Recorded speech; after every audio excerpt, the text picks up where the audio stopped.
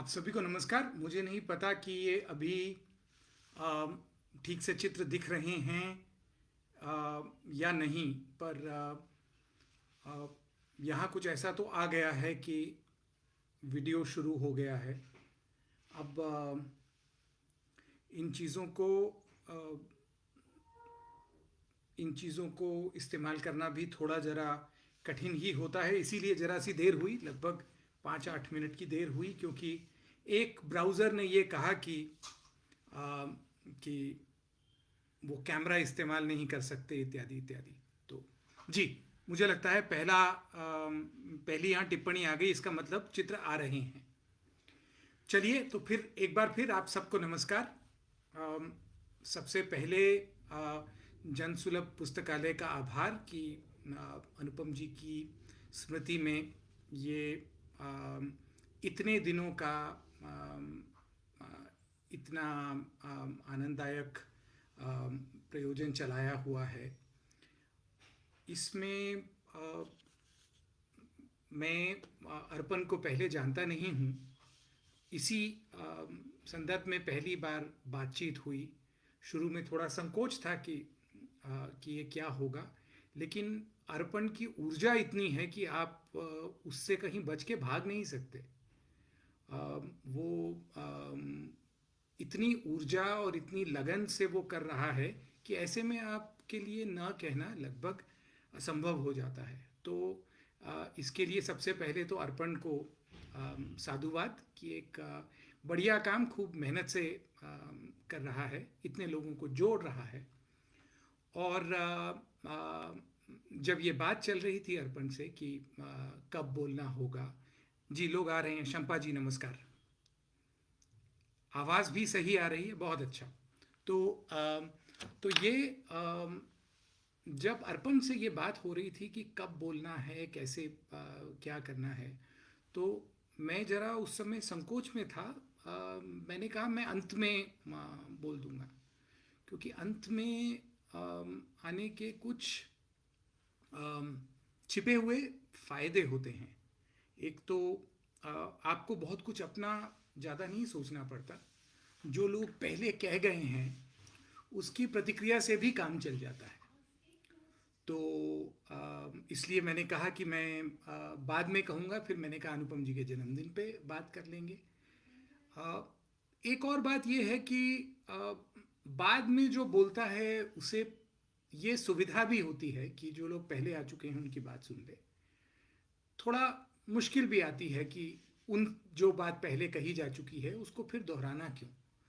तो इसलिए मुझे वैसे अनुपम जी को आजकल इतना याद किया जाता है, इतनी तरह तरह के लोग संपर्क में रहते हैं, बार बार कार्यक्रम भी करते रहते हैं, लिखते भी रहते हैं। तो इसमें थोड़ा आश्चर्य भी होता है कि ये कैसे हो गया, क्योंकि हम लोग जो बहुत पहले से अनुपम चाचा को देखते आए हैं उन्हें ये भी पता है कि चाचा अपना यश खुद मिटाते हुए चलने वाले व्यक्ति थे। मैं अनुपम जी को चाचा कहता था, तो अगर आपके लिए ये थोड़ी अचरज की बात हो तो क्षमा कीजिएगा। तो प्रियदर्शन जी का वक्तव्य सुना, राकी का सुना, विजय बहादुर जी ने बहुत अच्छी बातें कही, और कल चतर सिंह जी जाम साहब ने बहुत अच्छी बातें कही। तो मैं ये प्रयास करूँगा कि उन्होंने जो अच्छी बातें कही हैं उसमें कुछ कुछ जोड़ता हुआ चलूँ। और अनुपम जी को ये एक वाक्य बहुत प्रिय था विनोबा का कि हम जो लोग हमसे पहले आ चुके हैं हम उनके कंधों पे खड़े होते हैं, इसलिए हम उनसे थोड़ा आगे देख पाते हैं। ये विनोबा का ये कथन अनुपम जी को भी बहुत प्रिय था और अनुपम जी के कई मित्रों को बहुत प्रिय था। मिथिलेश जी, मुझे पता नहीं ये देख रहे हैं कि नहीं, मिथिलेश जी ने अनुपम जी मुझे सबसे पहले मिथिलेश जी ने ये विनोबा का ये वाला वाक्य निकाल के दिखाया था। तो जो बल्कि वो ये कहने के लिए मिथिलेश जी ये बता रहे थे कि विनोबा ने ये लिखा है कि अगर पहले आने वालों की हमें गलती भी दिखे तो उसमें ये नहीं मानना चाहिए कि हम उनसे बेहतर हैं। उन्होंने गलती की, उससे हमें सीखने को मिलता है। इस भाव में विनोबा ने कहा था। इस भाव में मैं यहाँ नहीं कह रहा हूँ, मैं केवल सुविधा के नाते कह रहा हूँ कि जो लोग पहले आ चुके हैं उनसे मदद मिल जाती है। तो आ, अगर आप देखें तो अब तक हम लोग 4 सुंदर वक्तव्य सुन चुके हैं। आ, चारों में चारों ने अपनी अपनी दृष्टि से देखा, अपने अपने अनुभव के हिसाब से देखा, लेकिन कुछ चीज़ें बार बार उभर के आती हैं। वो, अब आप देखिए, सरलता की बात लगभग सभी ने की, सादगी की बात की, सहजता की बात की। ये बात लगभग सभी ने की कि आप जो सुनते हैं, मतलब आप जो देखते थे वही आपको मिलता था, उसमें कोई अंतर नहीं होता था। आचरण में एक तरह की निष्ठा अनुपम जी से मिलती थी। तो आप देखिए, ये सभी मूल्य ऐसे हैं जो हम अपने चारों तरफ देखना चाहते हैं, लेकिन जिसकी साधना खुद करने से हम बचना भी चाहते हैं, क्योंकि ये सभी मूल्य कठिन मूल्य हैं। इनको साधना उतना आसान नहीं होता। हमें, हमारे मन में कई तरह के लालच, कई तरह की सुविधा की इच्छा रहती है, जिसमें ऐसा लगता है कि ये कठिन रास्ते हैं। हालांकि जैसा बाद में बात होगी, तो ये असली में ज़्यादा सहज और अच्छा रास्ता होता है, लेकिन फिर भी ये साधना इतना, इसकी कल्पना करना इतना आसान नहीं होता। तो इसीलिए हम लोग इसको अपने आसपास ढूंढते रहते हैं, और जहाँ मिलता है तो हमें उसमें एक तरह का अनूठा रस मिलता है, एक अलग आनंद आता है। तो और आप देखिए, इन मूल्यों को साधने वाले सबसे प्रसिद्ध व्यक्ति तो गांधी जी थे। गांधी जी की भाषा में, आचरण में, उनके सौंदर्य बोध में बार बार सादगी, सरलता, सहजता, इनका आग्रह बार बार आता है। तो ये मैंने आपसे पहले कहा है कि बाद में बोलने की कुछ सुविधाएं हैं, कुछ दुविधाएं भी होती हैं बाद में बोलने की। तो उनमें एक ये होती है कि आप चीज़ों को आसानी से अपनी आंख से नहीं देखते, आपको पहले उनको दूसरों की आंख से देखना सीखना पड़ता है, और उसमें फिर आगे जाके कहीं अपनी आंख ढूंढनी पड़ती है, उनके संदर्भों में कहीं अपने अर्थ निकालने पड़ते हैं। तो और जो बाद में आते हैं उनको पहले आए हुए लोगों का एक ये भी बात होती है कि उनकी नसीहतें मिलती रहती हैं। तो अनुपम जी की दृष्टि बाद में आने वाले लोगों की दृष्टि है, क्योंकि वो इस तरह के व्यक्ति हैं जिनके सामने अगर कतार हो भी तो वो उसके अंत में जाके खड़े हो जाते थे। उनके बाद भी लोग आए तो वो उनको अपने से आगे कर देते थे। तो वो शुरू में आने वाले की दृष्टि नहीं है, वो बाद में आने वाले की दृष्टि है। मुझे अर्पण भाई ने कहा है कि लगभग घंटे भर बातचीत हो सकती है। मैं बीच में देखता रहूँगा, अगर मुझे ऐसा लगा कि टिप्पणियों से कि कहीं पहले रोक देना चाहिए, लोगों को मज़ा नहीं आ रहा, तो मैं पहले रोक दूंगा।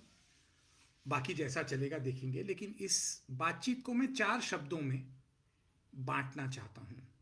पहला शब्द है सौभाग्य, दूसरा है इच्छा पूर्ति, इच्छा ही मान सकते हैं, तीसरा है तप, और चौथा है साधारण। तो पहले हम बात करते हैं सौभाग्य की। आपको एक वाक्य अनुपम जी की लिखाई में बार बार पढ़ने में आएगा, बोलने में तो वो बार बार इसका इस्तेमाल करते ही थे कि कोई भी चीज़ किसी शून्य से प्रकट नहीं होती, उसका अपना एक परिवेश होता है। तालाब, आज भी खड़े हैं तालाब में, ये एक उनका कोटेबल कोट है जो कई लोग इस्तेमाल करते हैं कि इतने तालाब किसी शून्य से प्रकट नहीं हुए थे। उनके पीछे बनाने वालों की इकाई थी, तो दहाई क्या थी, सैकड़ा क्या था, हजार क्या था, और फिर अनगिनत क्या था। तो ये हम अनुपम जी की बात करें तो उसके पहले उस परिवेश को देख लें, उस अशून्य को देख लें जिसमें से अनुपम मिश्र निकल कर आते हैं, और उस परिवेश के कुछ सौभाग्य हैं। जैसे बहुत ज़्यादा लोग ये नहीं कह सकते कि उनके आसपास इतने प्रतिभाशाली, इतने जानकार लोग इतनी कम उम्र से रहे हों। अनुपम जी का जन्म वर्धा का है। जब अ, जब स्वतंत्रता आंदोलन, देश आज़ाद हो गया था, एक बड़े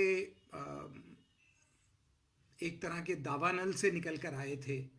और वर्धा में उस समय सरला जी और भवानी बाबू का परिवार रहता था। तो वहाँ पे 22 दिसंबर 1947 को अनुपम जी का जन्म होता है। उनकी आ, अम्मा जी यानी अनुपम जी की माँ ये बताती थी कि उस समय जब गांधी जी की हत्या हुई तब अनुपम जी लगभग कोई महीने भर के थे।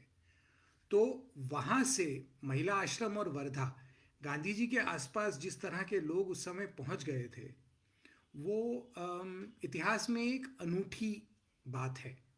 क्योंकि इतने प्रतिभाशाली लोग गांधी जी के पास पहुँचते थे। गांधी जी कोई खुद बहुत प्रतिभाशाली या चमकदार प्रतिभा के स्वामी नहीं थे।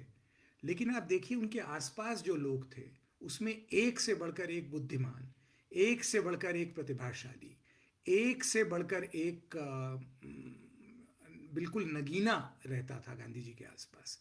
तो ऐसे लोगों के बीच में, उस परिवेश में अनुपम मिश्र का जन्म होता है। वहाँ से परिवार चलता है हैदराबाद, बेमेतरा, यहाँ वहाँ घूमते घुमाते फिर दिल्ली आते हैं, जहाँ पे भवानी प्रसाद मिश्र संपूर्ण गांधी वाङ्मय हिंदी के संपादक होते हैं। उसके पहले कई और काम थे मन्ना जी के जो वो करते रहे, लेकिन जो एक नौकरी के नाते उनकी सबसे यादगार चीज़ों में आता है वो संपूर्ण गांधी वाङ्मय का उनका संपादन है। तो उस वातावरण में दिल्ली में आना, जब गांधी शताब्दी के लिए, गांधी शताब्दी के अवसर पर पूरे देश से बढ़िया लोगों को इस काम में लगाने की सघन चेष्टा चल रही थी।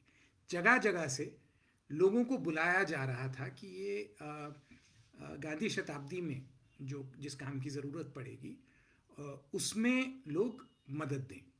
तो गांधी शताब्दी पड़ती है 1969 की, और उस समय अनुपम जी की उम्र 22 साल थी।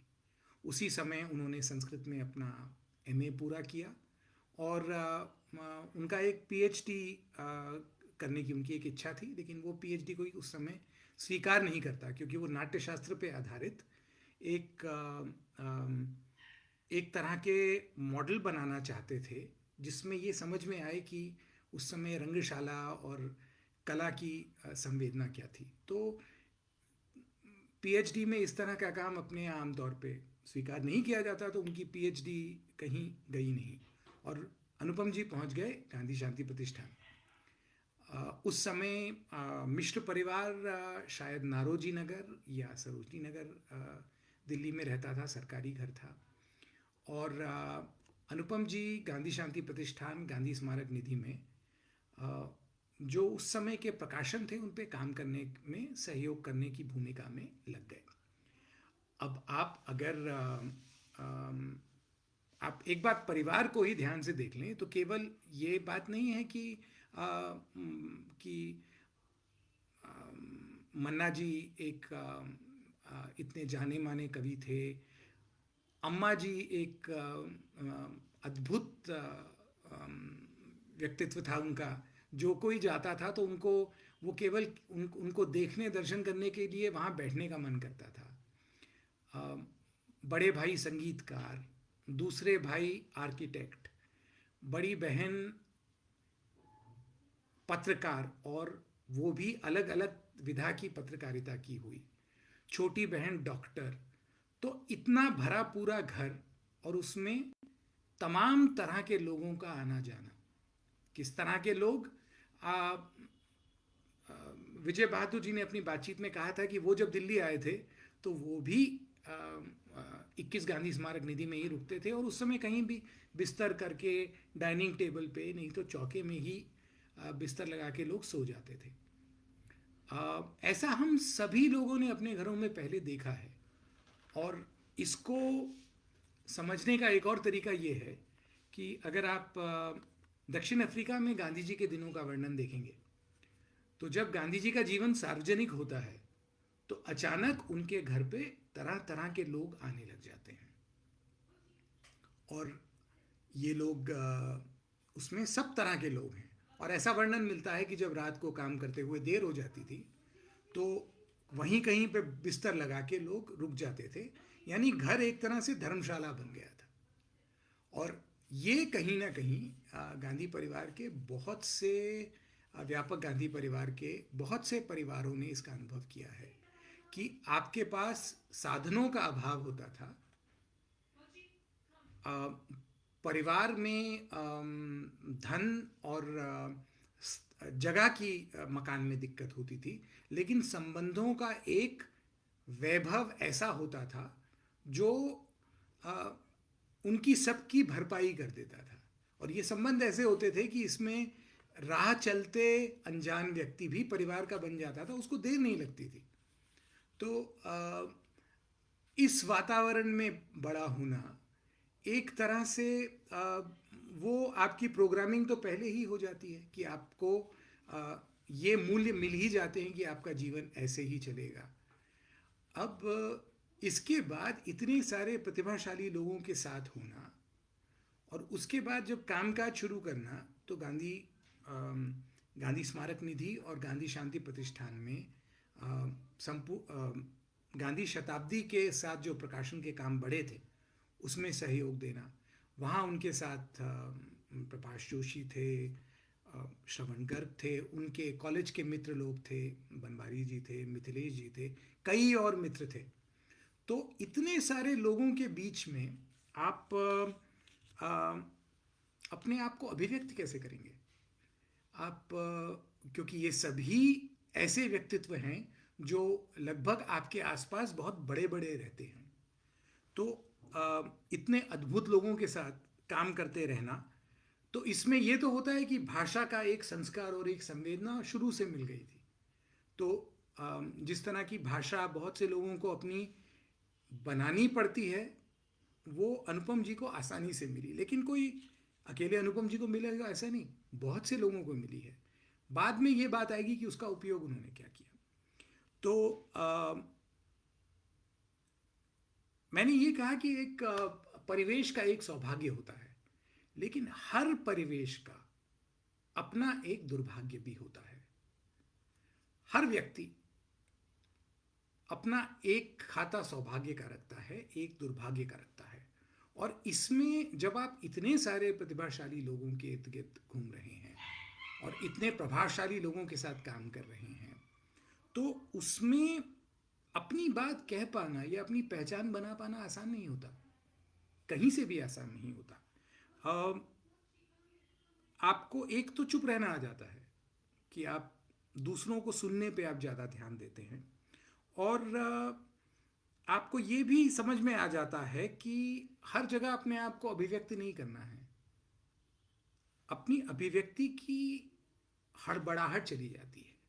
और इसमें एक बहुत मूल बात जो अनुपम जी में अंत तक थी वो ये थी कि एक तरह का कार्यकर्ता का भाव आ जाता है कि हम यहाँ पे एक कार्यकर्ता की भूमिका में हैं, हम अपना करियर बनाने नहीं बैठे हैं, हमें कोई यहाँ पे सफलता की सीढ़ियाँ नहीं चढ़नी है, हमें अपना सिक्का आकाश में नहीं गाड़ना है, हम एक कार्यकर्ता हैं जो एक परिवेश में काम कर रहे हैं। तो ये कार्यकर्ता का भाव अनुपम जी में अंत तक रहा, जब उनको इस कार्यकर्ता का भाव रखने की कोई आवश्यकता नहीं थी। लेकिन ये एक तरह की ऐसी मतलब वो मैन्युफैक्चरिंग में एक तरह का पेच आ जाता है जो फिर जाता नहीं है उनके स्वभाव से। इसका एक और असर ये पड़ता है कि देखिए, हम अगर सार्वजनिक स्थानों पे मिलते जुलते हैं तो आपको बहुत सी जगह ये देखने में आएगा कि महिलाओं और पुरुषों की श्रेणियां अलग हो जाती हैं। महिलाएं एक तरफ बैठ के कुछ भोजन का इंतज़ाम करना या बच्चे संभालना या कुछ इस तरह के कामों में लग जाती हैं, और पुरुष दूसरी तरफ होते हैं, उनके अपने कुछ काम हो तो हों, लेकिन वहाँ चर्चा राजनीति की, ज्ञान की इन चीज़ों की चर्चा होने लग जाती है और आपको कई सार्वजनिक स्थानों पे ये दिखेगा, सीधा बंटवारा हो जाता है। जैसे कोई उत्सव या सार्वजनिक कार्यक्रम ना हुआ, सार्वजनिक शौचालय हो गया जहाँ महिलाओं और पुरुषों को अलग अलग जाना है। तो ऐसी सभी जगहों पे आप अनुपम मिश्र की कल्पना कीजिए। अनुपम मिश्र एक ऐसे पुरुष हैं जो किसी बातचीत में नहीं रहते थे, जो या तो बर्तनों को ठीक करना, धोना, इसका इंतज़ाम में लगे रहते थे, कुछ भी छोटा मोटा काम लेके किनारे रहते थे, या बच्चों का ध्यान रखते थे। यानी अनुपम जी बहुत कम उम्र से उन कामों की तरफ भागते थे जो आमतौर पे हमारे जो समाज में जिस तरह का विभाजन होता है उसमें वो महिलाओं की श्रेणी में डाल दिए जाते हैं। तो ये बल्कि मेरी जो सबसे पुरानी याद है अनुपम चाचा की, वो इसी तरह की है कि जहाँ कहीं सब लोग मिलते जुलते थे तो वहाँ अनुपम चाचा आके और बच्चों का ध्यान रखने लग जाते थे। और वो बच्चों से ऐसे बात करने लग जाते थे कि ऐसा लगता था कि ये व्यक्ति दिख आकार में तो बड़ा है लेकिन ये है बच्चा ही, ये अपना वाला है। और ये आप बच्चों को ये आभास बहुत ज़्यादा बड़े लोगों के साथ नहीं होता। ये एक तरह का आम, ये ये दृष्टि आपको बच्चों की एक संवेदना अपने भीतर हमेशा रखने के लिए प्रेरित करती है। और ये आप पाएंगे अनुपम जी में लगातार, उनके जितने साल मैंने देखे हैं मुझे हमेशा उनमें एक बच्चों वाली संवेदना दिखी। उनको बच्चों के साथ उतना ही आनंद आता था, बच्चों को वो बहलाना जानते थे और टोकना भी जानते थे। और इस तरह की बातें वो हमारे साथ करते थे जिस तरह की बातें बहुत सारे बड़े लोग नहीं करते थे।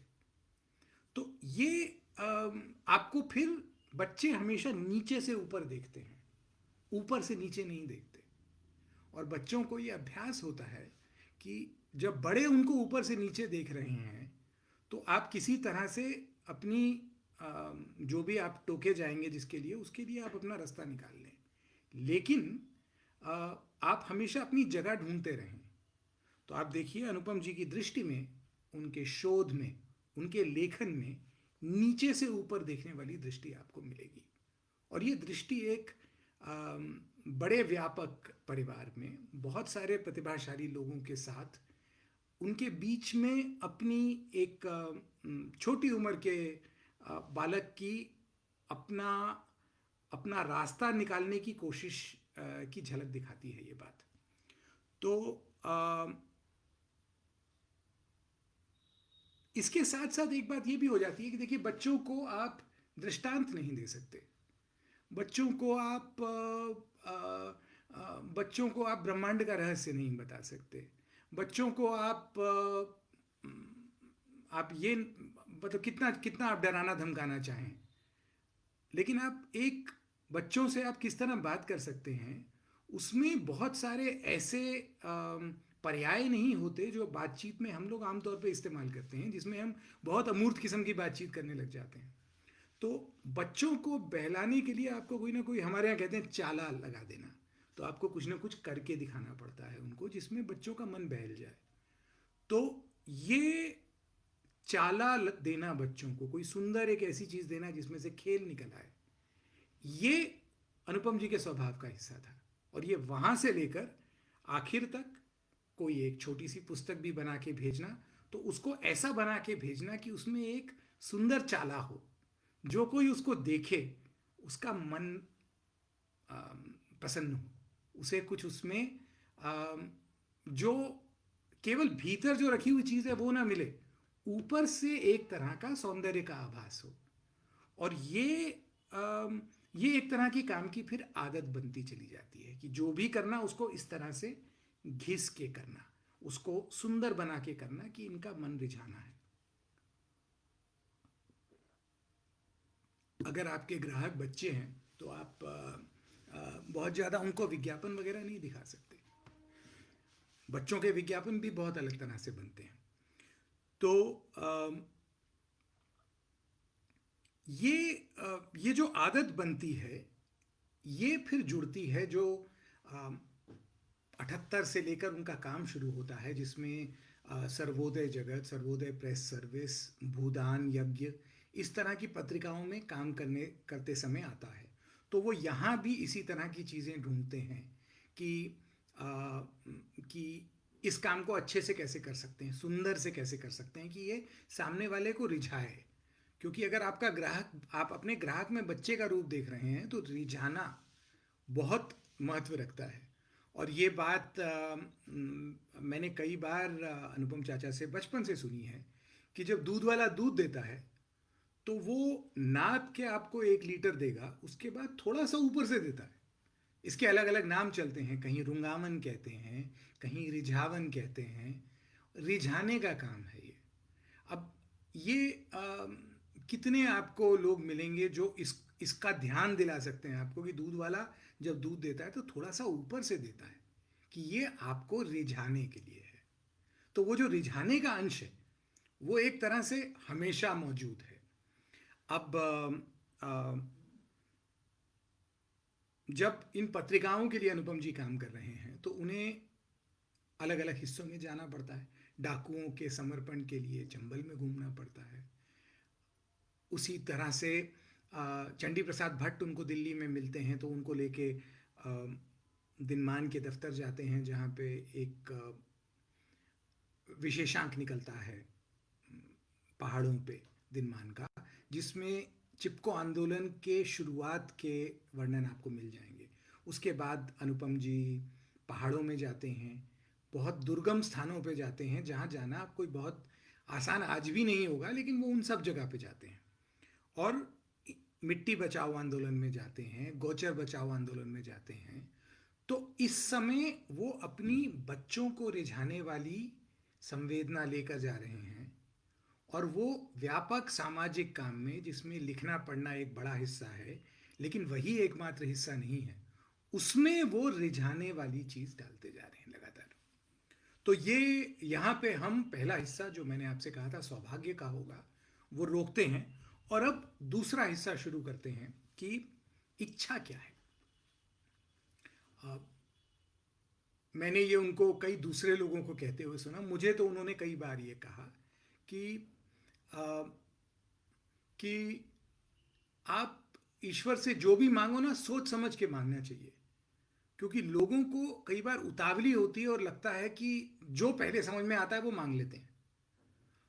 तो उनका ये कहना था कि आप जो मांगो वो आपको मिल जाता है, लेकिन मिलने के बाद कई लोगों के साथ ऐसा होता है कि उनको लगता है जो मांगा वो पर्याप्त नहीं था, अपूर्ण था, उससे उनकी इच्छा पूर्ति नहीं होती।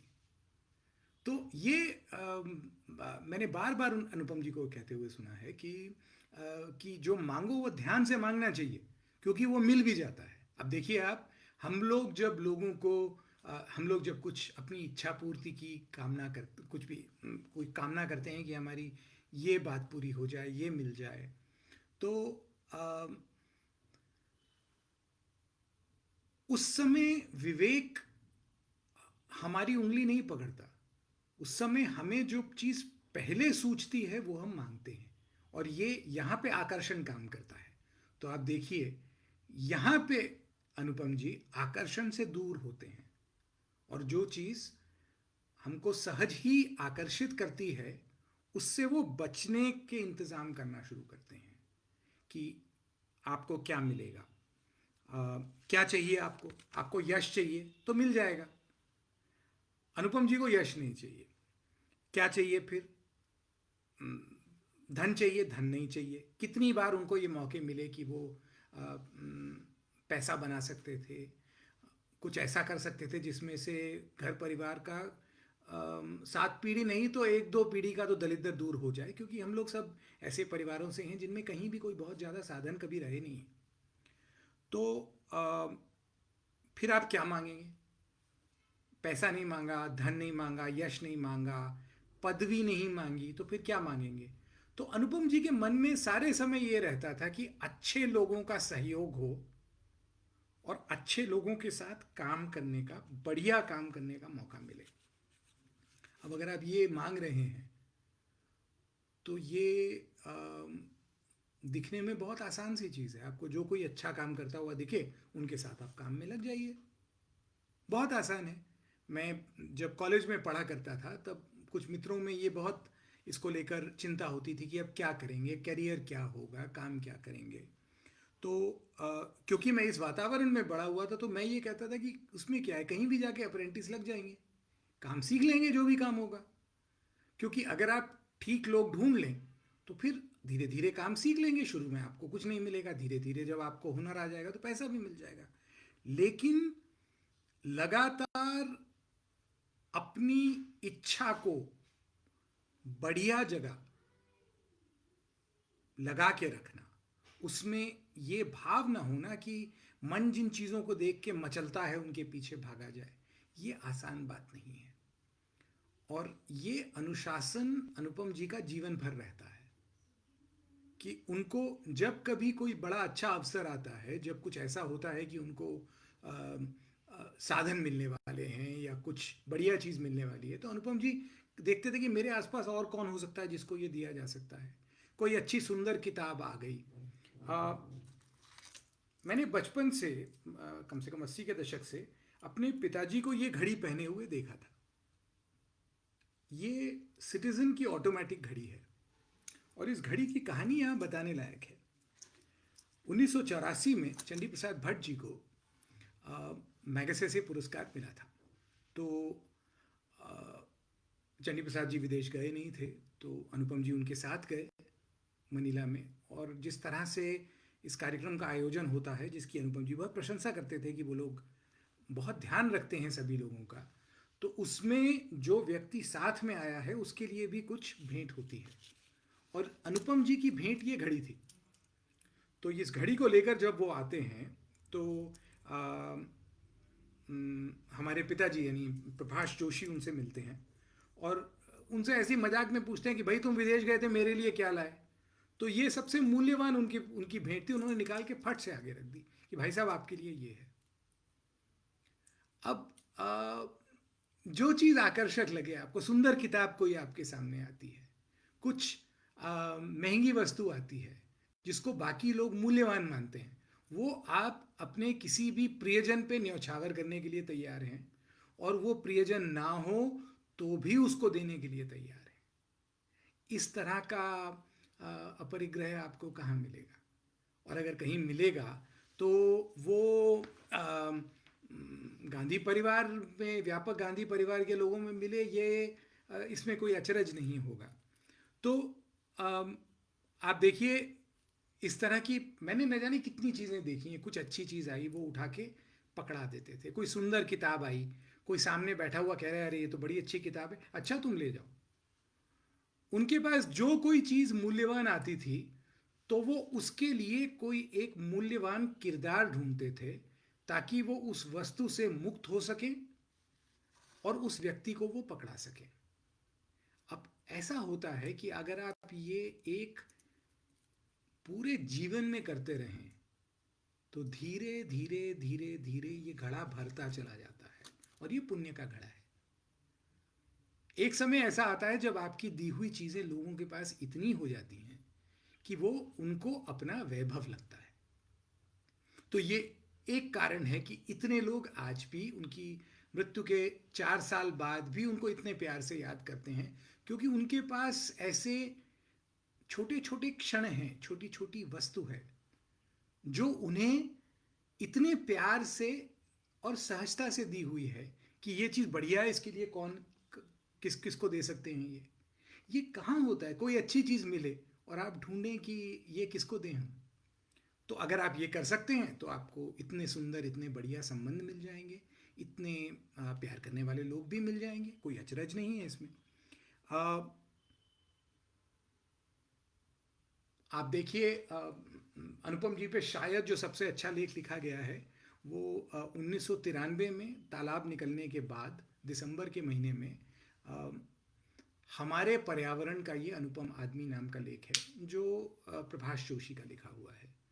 उस लेख में अंत में ये तक आ जाता है कि अनुपम जैसे लोगों के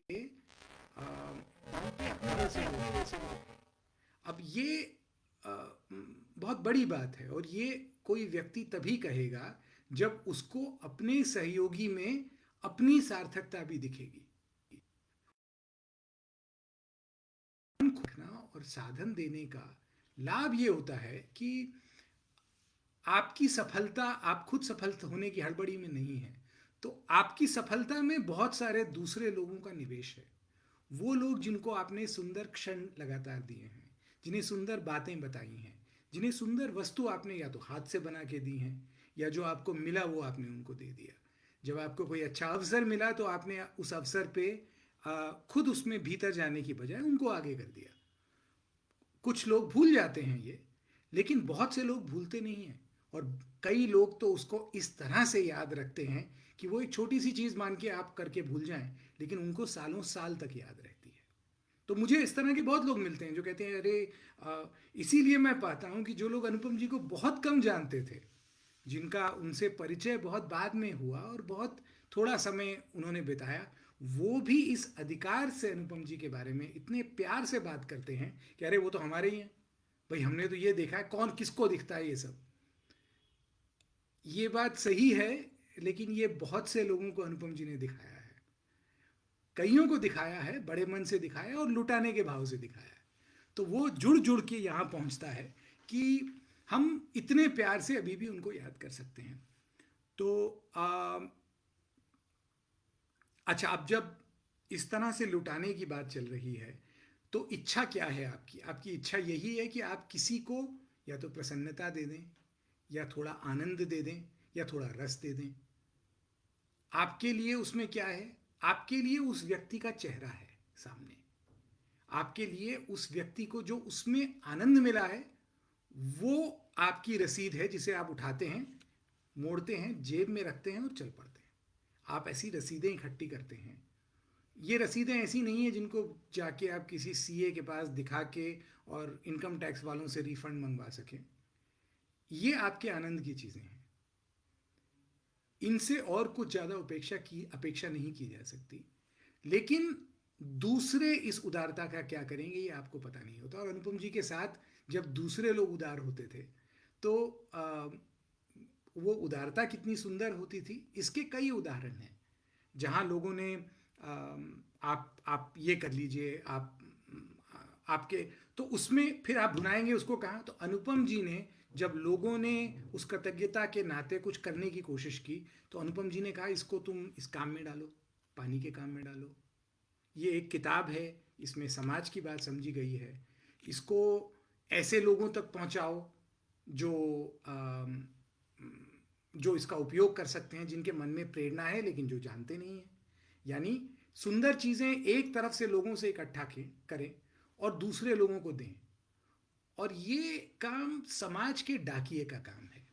आप अगर प्रकृति में देखेंगे तो ये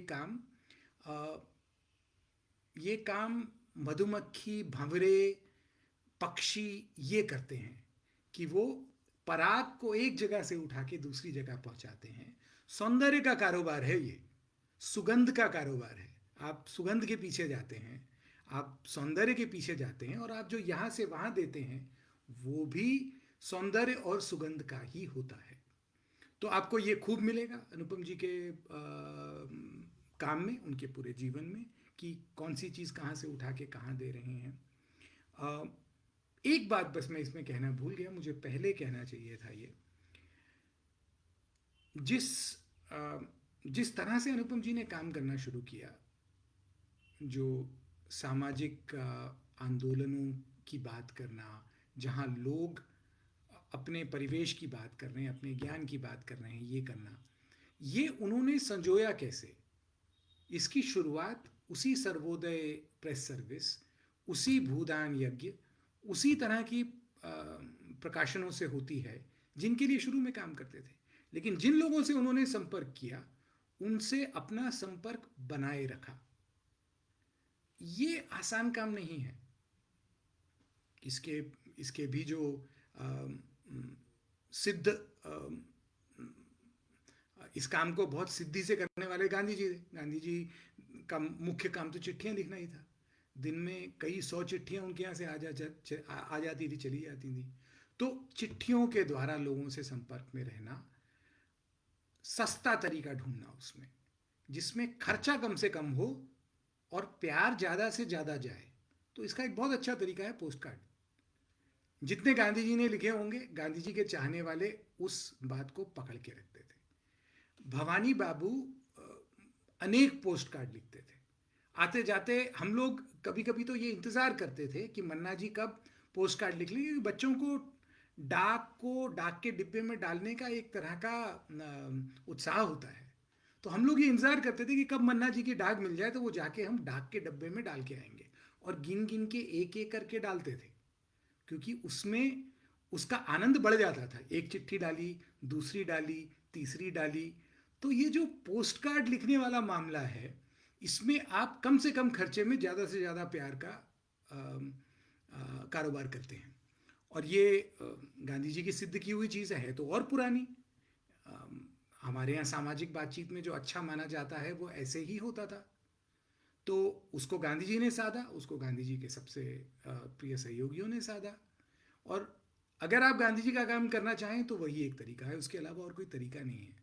तो इसीलिए लोगों जो अभी भी, मैं नहीं समझता शुरू में जब अनुपम जी पोस्ट कार्ड या चिट्ठी लिखते होंगे तो वो उतनी सुंदर हुआ करती होगी, लेकिन रोज इतनी चिट्ठियां, पोस्ट कार्ड, नोट लिख लिख के लोगों को देते देते धीरे धीरे वो आपका हुनर बन जाता है, फिर वो कला बन जाती है।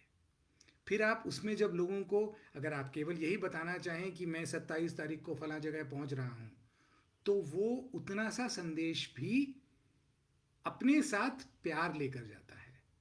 और वो ऐसी चीज है जिसका मूल्य सामने नहीं आता, लेकिन इस बातचीत का तो शीर्षक ही ये है कि बेकार में अनमोल ढूंढने की आंख। और ये आंख अनुपम जी में गांधी परिवार से आती है, और इसको उन्होंने साधा। जो हम लोगों में से जो साधेगा उसको भी इसका लाभ मिल सकता है। ये कोई इस पे अनुपम जी का कॉपीराइट या ठप्पा हो, ऐसा नहीं है। हम में से जो कोई ये करेगा उसको इसका लाभ मिल सकता है। इसलिए शायद इच्छा वाली बात को कहने के लिए यहाँ पे ख़त्म कर सकते हैं कि अनुपम जी का अनुपम जी जो दूसरों के लिए करते थे, लोगों को कई बार ये उतावली रहती है कि उन्हें बड़ा बनना है, तो इसके लिए हमको देखने में आता है कि लोग दूसरों के सर पे पैर रखकर उठना चाहते हैं। और इसके उदाहरण कई मिलते हैं। राजनीति में तो खैर ये होता ही है, लेकिन हमको आज सामाजिक संस्थाओं में भी मिल जाता है कि उसमें जो लोग किसी तरह के पद या साधनों के साथ बैठे हैं, उन्हें लगता है कि वो दूसरों का उपयोग करके और बड़े हों। तो उसमें ये रहता है कि जो लोग आपसे नीचे हैं वो आपके गिरने का इंतज़ार करते हैं। लेकिन जब आप ये मान के चलते हैं कि आपका काम केवल दूसरों को बनाना है, तो दूसरे इतनी संख्या में बढ़ते चले जाते हैं कि आप न चाहते हुए भी उनके कंधे पे बड़ा बन जाते हैं। और अनुपम जी का उठना, उसमें दो चीज़ें हैं। उसमें वो सारे लोग हैं जिनके लिए उन्होंने इतने प्यार से काम किया, जिनको उन्होंने वो सुंदर क्षण उदारता से दिए। और दूसरा, अनुपम जी गांधी जी की पीठ पे उठते हैं। जो मैंने आपसे पहले कहा कि पहले आए हुए लोगों की पीठ पे हम खड़े होते हैं, तभी उनके आगे देख पाते हैं। तो ये तो रही बात इच्छा की, कि अनुपम जी ने जो मांगा अपने जीवन में वो सही में अच्छा रहा, और जितना वो मांगते उससे ज़्यादा उनको मिला। ये बात, ये भी मुझे उन्होंने कम से कम 2 बार तो मुझे याद पड़ता है कि कहा होगा कि लोग नाहक इस बात की चिंता करते हैं कि उन्होंने इतना बड़ा काम किया और उसका उन्हें यश नहीं मिला। अपना काम ईमानदारी से करते चले जाओ, यश की चिंता छोड़ दो। लोग आपको आपकी योग्यता से ज़्यादा यश देते हैं। अब अनुपम जी को इतना यश मिल गया है कि उनकी योग्यता का सवाल ही हट चुका है। तो ये एक जीवन जीने का सुंदर तरीका है। आप ऐसे भी काम कर सकते हैं कि आप इसकी चिंता छोड़ दें कि आपने कुछ अच्छा काम किया, सामने वाला कहे बेकार काम है, ठीक है बेकार काम है तो बढ़िया। मन्ना जी की एक बहुत सुंदर कविता है अपमान पे, कि उसका वैसे यहाँ पे होगी, लेकिन मुझे लगता है कविता यहाँ पढ़ना ठीक न रहेगा। मैं कमेंट में बाद में नीचे डाल दूंगा वो कविता। जिसका मतलब जिसका सार ये है कि हर किसी को अपमान सहना पड़ता है, तो अपमान की इतनी चिंता ना करो। तुमने कुछ अच्छा काम किया है, उसके बदले तुम्हें अपमान मिल रहा है, ठीक है, खेल है ये। कभी ना कभी कुछ खराब करोगे और उसका तुम्हें यश मिल जाएगा। तो ये जो बड़ा खाता है उसमें सब बराबर हो जाता है। तो ये तो रही बात इच्छा की। तीसरी बात तप की। तो ये तप क्या है? आ, इसके लिए पहले अपना मन ये तैयार करना पड़ता है कि आप पीड़ा सह सकते हैं, आप कठिन रास्ता स्वभाव से पकड़ सकते हैं। जिससे लोग भागते हैं उसकी तरफ आप जाने की हिम्मत रखते हैं एकदम। तो इसका असर क्या पड़ता है? अनुपम जी खूब बसों में घूमे। मंजू जी और अनुपम जी जहाँ कहीं जाते थे तो वो आपको दिख जाएगा कि बस में जा रहे हैं। तो इसका मज़ा ये मिला कि ये काफ़ी बात की बात है कि मुझे दिल्ली की बसों पे एक लेख लिखवाना था। तो मुझे अचानक ध्यान आया कि अनुपम चाचा ने बसों पे बहुत यात्रा की है, तो मैंने उनसे वो लेख लिखवाया। वो इतना सुंदर लेख है, क्योंकि बसों पे जब ऐसा व्यक्ति लिखता है जिसने बसों का 20, 30, 40 साल इस्तेमाल किया है, तो आपको ऐसी आमतौर पे बसों का इस्तेमाल जो लोग करते हैं उन्हें अच्छी अभिव्यक्ति भी नहीं आती। क्योंकि आमतौर पे, क्योंकि हम ये मान के चलते हैं कि बेकार लोग ही बसों में घूमते हैं। भाई जो साधन संपन्न है वो अपनी मोटर गाड़ी लेके दौड़ेगा। तो वैसे आपको पत्रकारिता के जो सबसे बड़े लोग हैं, न्यूयॉर्क टाइम्स या बीबीसी की, मैंने जर्नलिज्म मैनुअल्स में ये देखा है कि अगर आप पत्रकार रहना चाहते हैं तो सार्वजनिक यातायात का ही इस्तेमाल करें, क्योंकि उससे आपको जो पता लगता है वो बहुत सी दूसरी चीज़ों से नहीं चलता। तो ये अनुपम जी ने बीबीसी की मैनुअल नहीं पढ़ी थी, उनके पास कोई दूसरा तरीका ही नहीं था। उनको मोटर गाड़ी लेनी नहीं थी, उनको उस जगह जाना नहीं था। और जहाँ जब थोड़े साधन आ गए तो ये था कि इतनी सारी टैक्सी घूम रही हैं, सब अपनी हैं। तो लेकिन उतने साल तक उतना पैदल चलना,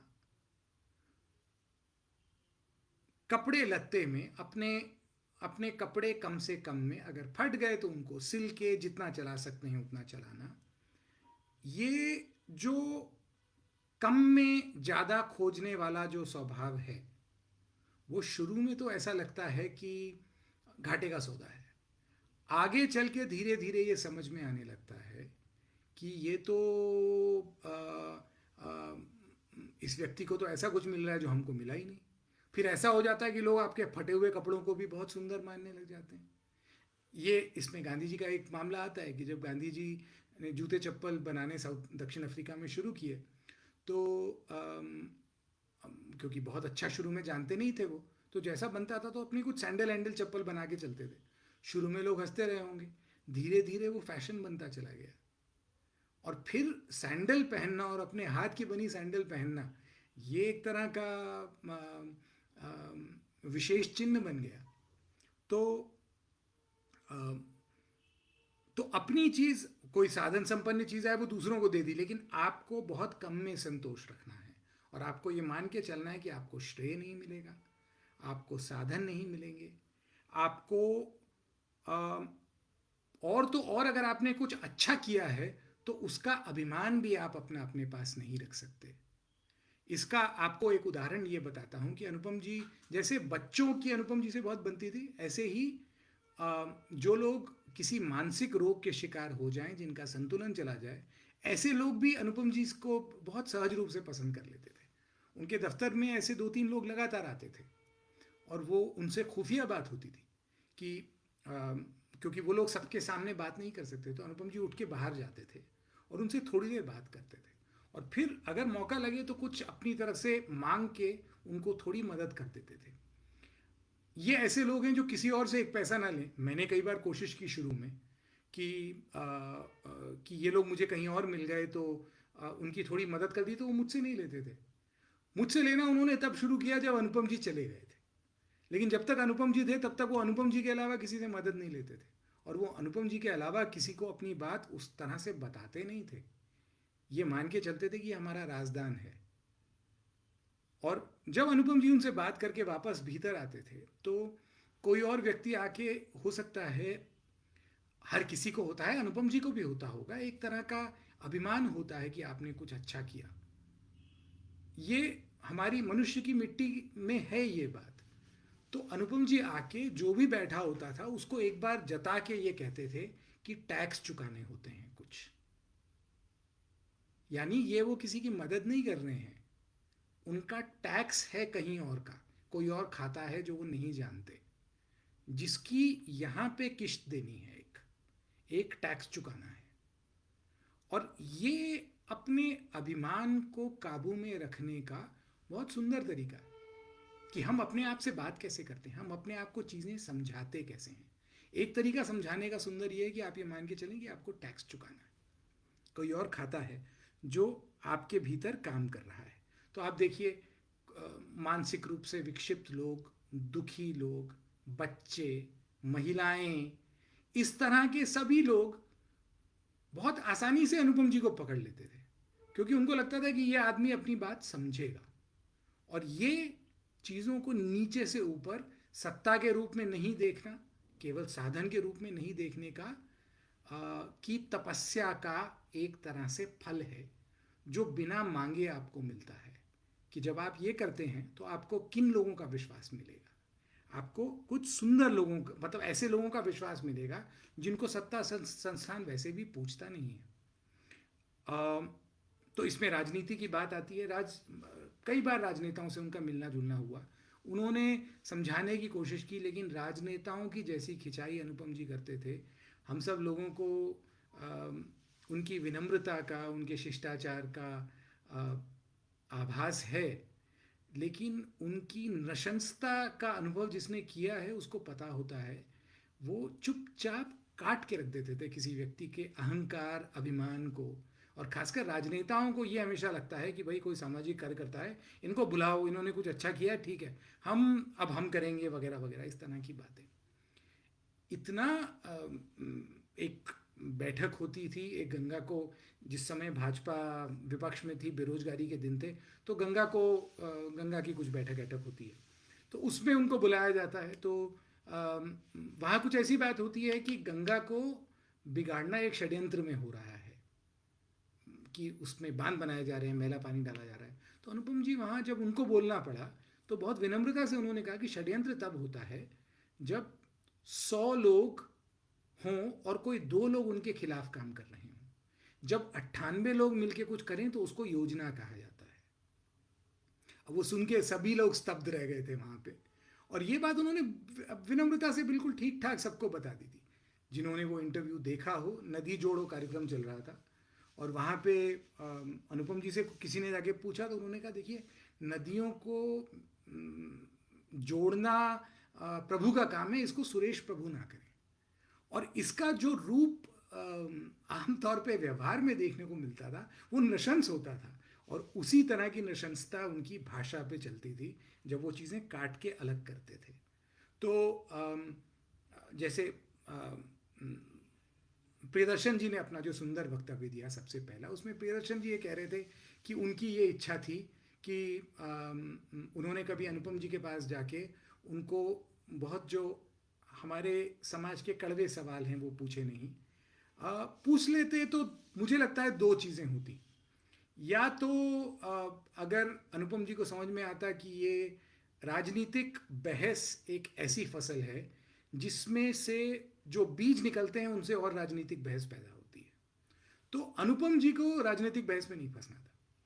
जहाँ कुछ अच्छा करने का मौका हो वहाँ वो एकदम से लग जाते थे। और मैंने, आप मान के चलिए, उनकी इतनी कठिन विषयों पे परीक्षा लेके देखी है। कोई ऐसे नहीं कि मैंने सोच के किया है कि उनकी परीक्षा लूँगा, लेकिन मैंने उनको बहुत विकट परिस्थितियों में अपने काम के सिलसिले में या कुछ समझने के सिलसिले में डाला है।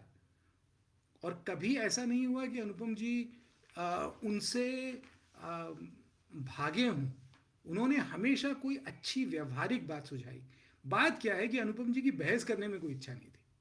वो ये होता था कि इसमें हम कुछ अच्छा कर सकते हैं क्या, अभी कर सकते हैं तो अभी करो।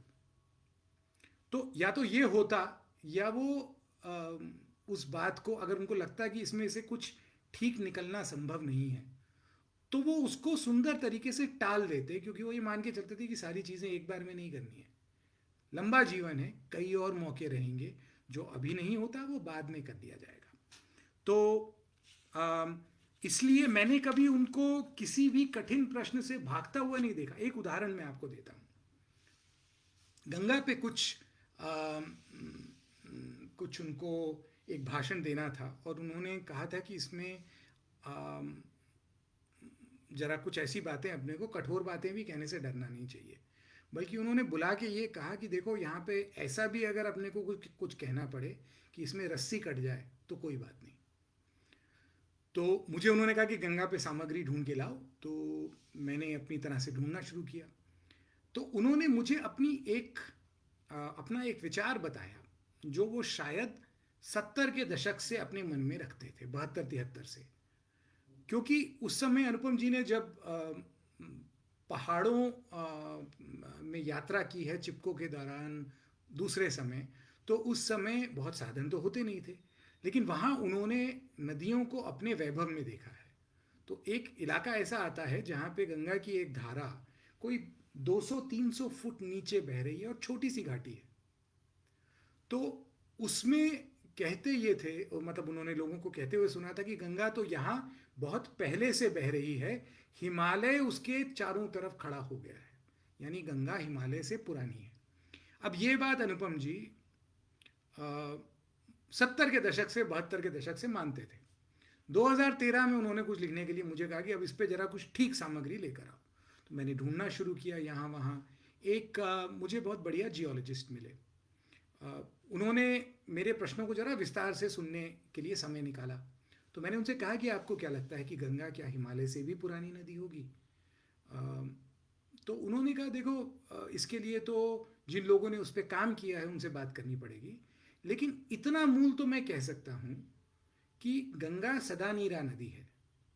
सदा नीरा नदी को ग्लेशियर चाहिए, हिमनद चाहिए। और हिमनद तभी आते हैं जब पहाड़ इस ऊंचाई पे पहुंच जाएं कि उनमें, उनकी चोटियों पे 12 मास बर्फ बनी रहे।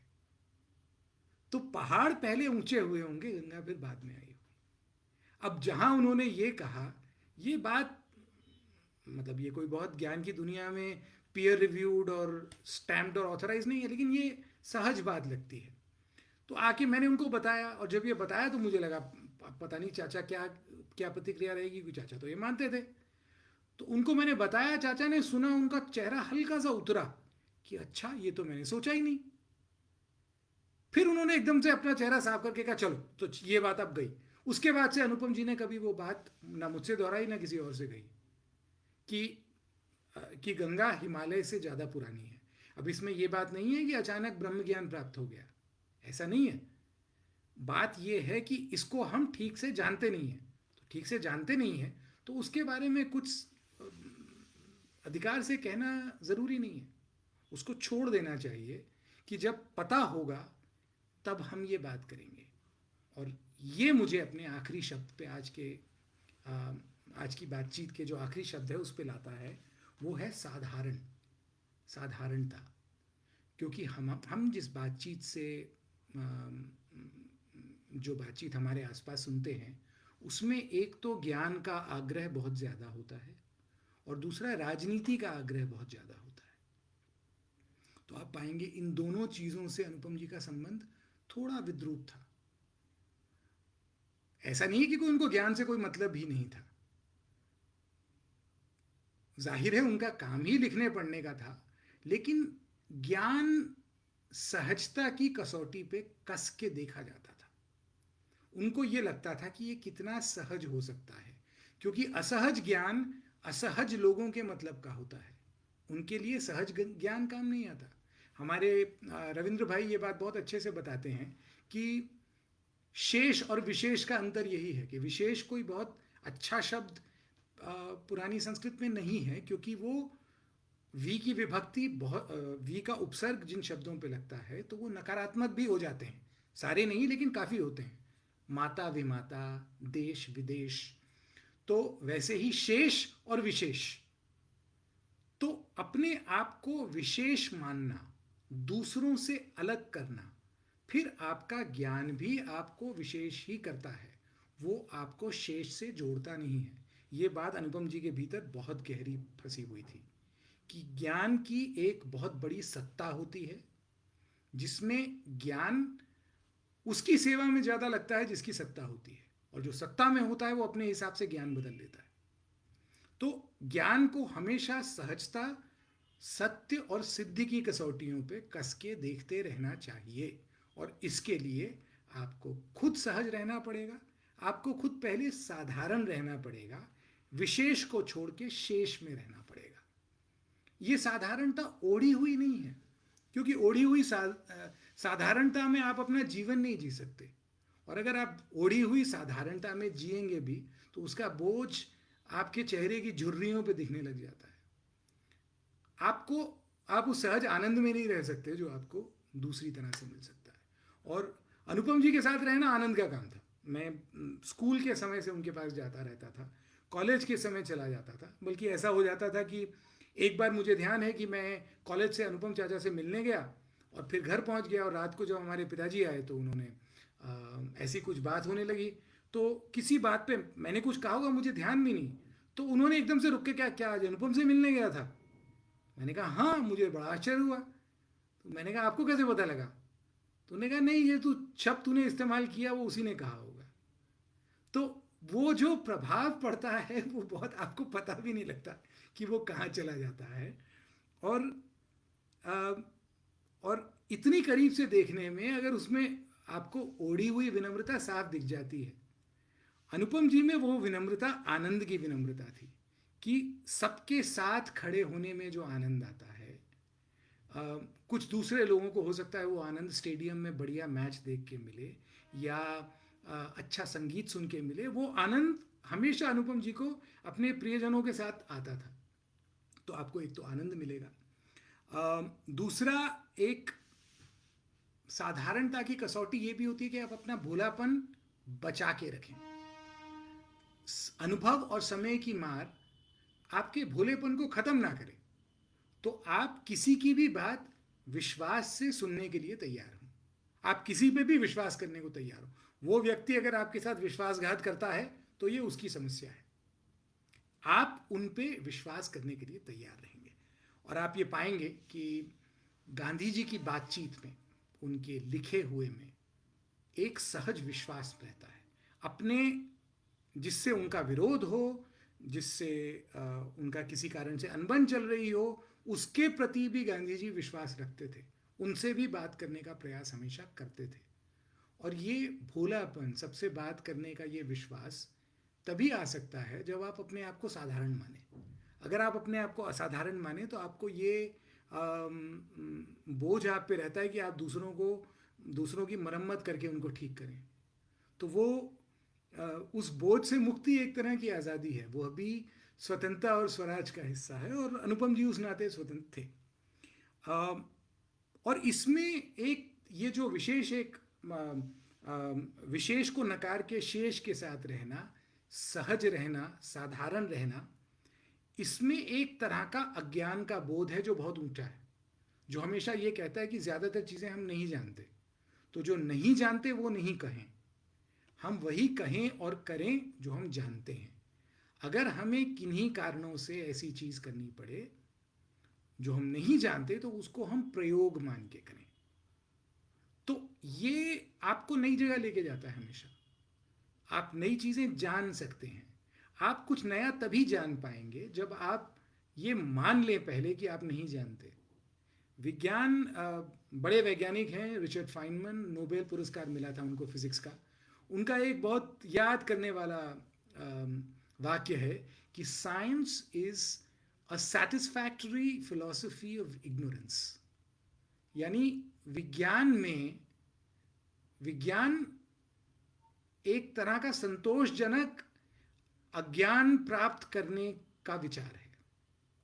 अब ये आप पाएंगे विज्ञान की बात ज़्यादातर दूसरों को गलत सिद्ध करने और अपने आप को सही सिद्ध करने में होती है, लेकिन जो सही में विज्ञान या ज्ञान की समझ रखता है उसमें एक तरह की अज्ञान के प्रति निष्ठा होगी। वो हमेशा सबके सामने ये मानेगा कि ये नहीं जानते, हम नहीं जानते, तो ये गुंजाइश रहती है कि आप जान सकते हैं।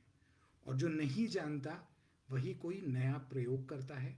अनुपम जी के काम में जो हमको नयापन दिखता है वो एक सुंदर प्रयोग है, जो अज्ञान से निकलता है, जो ये मानने से निकलता है कि हम नहीं जानते, कि हमने अपने कुछ नए किस्म के ज्ञान में पुरानी सहज चीज़ों को नकार दिया है, क्योंकि उनमें एक तरह का गहरा अज्ञान है।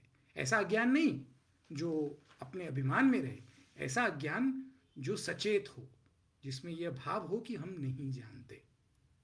और इस भाव से किया हुआ काम आपको अनुपम जी का जो लिखा हुआ उठा के देखेंगे आप बार बार पाएंगे कि उसमें कुछ ना कुछ वो अपने लिए नया ढूंढ लेते थे, क्योंकि वो ये मान लेते थे कि मैं नहीं जानता हूँ। तो जो नहीं जानता वो खोज सकता है, जो नहीं जानता वो गांधी जी के रास्ते पे चल सकता है। अनुपम जी का यश गांधी जी की विजय है। और मेरे ख्याल से इसके साथ मुझे अपनी बात यहाँ पे पूरी करनी चाहिए, घंटा भर हो चुका है। पर अगर आपको ये बातचीत किसी भी तरह से याद रखनी हो तो सौभाग्य, इच्छा, तप और साधारणता में याद रखें। मैं अपनी बात पूरी करता हूँ। मुझे लगता है कोई सवाल जवाब की भी यहाँ पे कोई ऐसी बहुत ज़रूरत नहीं होगी। हमेशा सही सवाल सूझे और पूछने वाले को और बोलने वाले को उसका सही जवाब सूझ पाए, ये भी ज़रूरी नहीं है। तो अपना अज्ञान मानते हुए मैं अपनी बात पूरी करता हूँ। अनुपम जी को कोई ठीक श्रद्धांजलि तो मैं आज तक दे नहीं पाया हूँ। जब जब मन इतना पक्का हो जाएगा तब वो किया जाएगा, लेकिन तब तक ऐसी बातचीत तो हम कर ही सकते हैं जो कहीं ना कहीं हमारे लिए उपयोगी हो सकती है। आप सभी को नमस्कार।